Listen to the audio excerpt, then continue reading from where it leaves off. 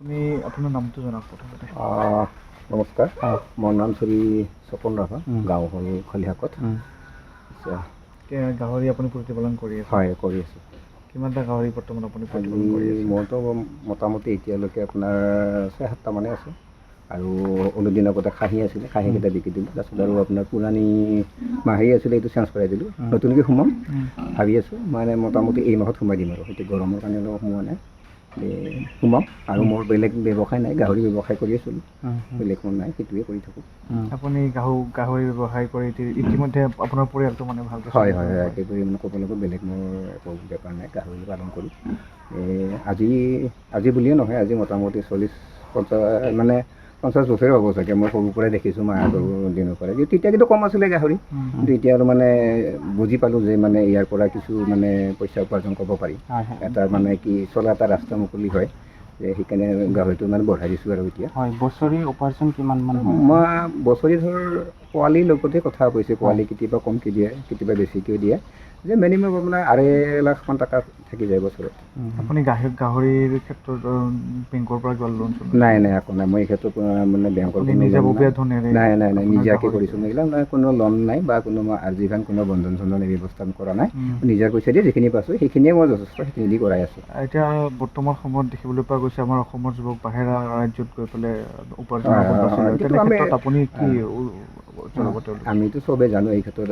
আমাৰ অসমীয়া যুৱক যুৱতী এনেকুৱা আছে, মানে হায়দৰাবাদ যাব লগা হৈছে, কেৰেলা যাব লগা হৈছে। তাৰপৰা কিছুমান মানুহ মানে অকাল মৃত্যুবৰণো কৰিব লগা হৈছে। কিন্তু কথা হ'ল কি, তেওঁলোকে যদি অলপ চিন্তা কৰে যে গাহৰি পালনেই হওক বা অন্য মানে বহুতো আজিকালি মানে আছে সেনেকুৱা জীৱিকা পথ মুকলি, কিন্তু বিশেষকৈ তেওঁলোকে যদি গাহৰি পালন কৰে নিশ্চয় স্বাৱলম্বী হ'ব। আৰু তেওঁলোকে কৰি চালে গম পাব, নকৰাকৈতো গম নাপায়। যেতিয়া কৰি চাব তেওঁলোকে গম পাব সঁচাকৈ ইয়াৰ যে ভাল এটা ফল আছে। কৰি চালে গম পাব, নকৰিলে ক'ত গম পাব। যে মই ভাবোঁ আৰু যিসকল যুৱক যুৱতীয়ে বাহিৰত যোৱাতকৈ আমাৰ যদি গাঁৱতে থাকি, নিজৰ বাসভৱনতে থাকি যদি গাহৰি পালন কৰে, নিশ্চয় স্বাৱলম্বী হ'ব বুলি মোৰ এটা আশা। আৰু তেওঁলোকক মই অনুৰোধ জনাইছোঁ, আগবাঢ়ি আহক, নিশ্চয় তেওঁলোকে ছাকচেছ হ'ব এই ক্ষেত্ৰত। আৰু যিসকলে গাহৰি পালনৰ ওপৰত আগবাঢ়ি আহে, তেওঁলোকক আপুনি কি অনুৰোধ জনাব বা কি জনাব যে কেনেকৈ গাহৰি পালন কৰিলে স্বাৱলম্বী বেছিকৈ হ'ব পাৰি? মইতো তেওঁলোকক স্বাগতমে জনাম যে গাহৰি পালন তেওঁলোকে আগবাঢ়ি যদি আহে ভালে পাম। কাৰণ আমি চবেই একেলগে বঢ়িয়াকৈ মিলি জুলি চলিব পাৰিম, তেওঁৰ ঘৰখনৰ পৰিয়ালো ভাল হওক। কিন্তু কথা হ'ল কি, প্ৰথম কথা হ'ল তেওঁলোকে কমকৈ সোমাই পেলাই ধৰ অভিজ্ঞ ব্যক্তি আছে।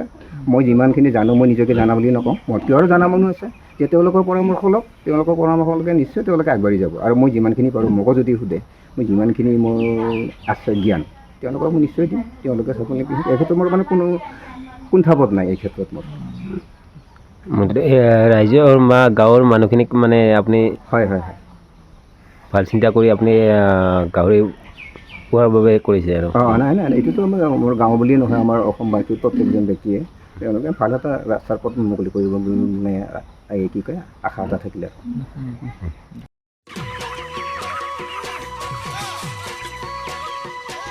অতি কম দিনতেই একোটা এনেকুৱা হৈ যায়।